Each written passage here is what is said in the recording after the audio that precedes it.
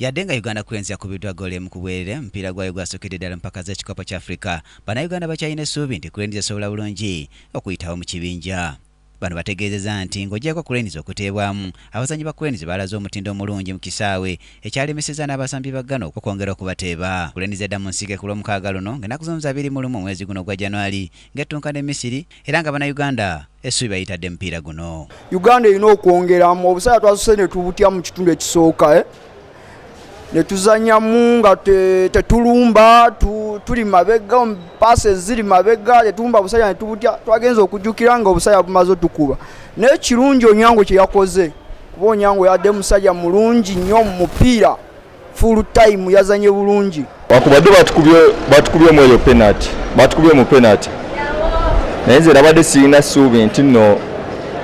basobola otuwangula era mulize nyine essuubi empiira egiddako tugenda gigoba era tujja sobola oyitako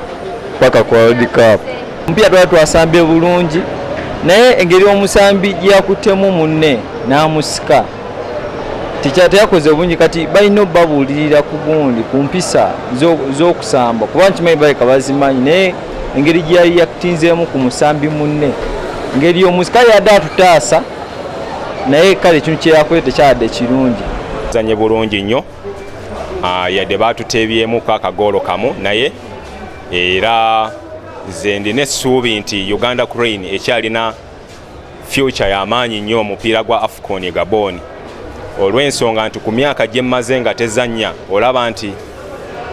yasobodde okukuuma bulungi goolo zaayo n'esamba bulungi ne tuvaayo nga batuteebyemuko kamu kokka. Olunaku lw'eggulo Cranes yasookedde ddala okusamba mu mpaka z'ekikopo kya Afrika mu bbanga lya myaka 39 era nga ttiimu yatandise omupiira guno yabaddeko omukwasi wa goal Dennis Onyango, Dennis Guma n'asamba namba 2, Joseph Okyaya mu namba 3, Hassan Wasa mu namba 4, Isaac Isinde mu namba 5, Mike Azira mu namba 6, Baba Kizito mu namba 7, Tony Maweje mu namba 8, Faruk Mia mu namba 9, Captain Godfrey Massa mu namba 10, ate Kizito Luwaga n'asamba namba 11.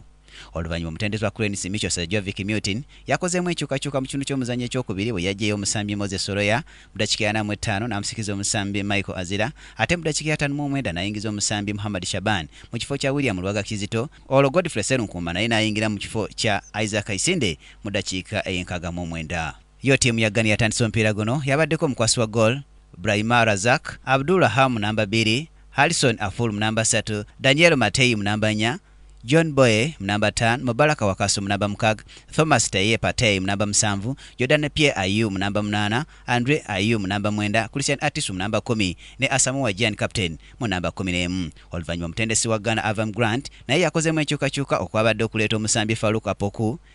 Achipong n'ajjayo omusambi Abdulrahman mu ddakiika ya 37. Asamoah Gyan yasikiziddwa omusambi Emmanuel Badu mu ddakiika ya 71 ate Afirie Ekwa yazze mu kya Andre Ayu. Omupiira ogwazzeeyo ku ssaawa 4 ez'ekiro gwabadde gwa kibinja era nga Misiri yagudde Mali ne Mali nga tewali alengedde katimba ka munne. Kyo ekibinja nga bwe kiyimiridde, Ghana yeekulembeddemu n'obubonero busatu, Misiri ne Mali basibaganye n'akabonero kamu ate nga yo Uganda yeekwebedde nga tennakuŋŋaanyayo kabonero konna.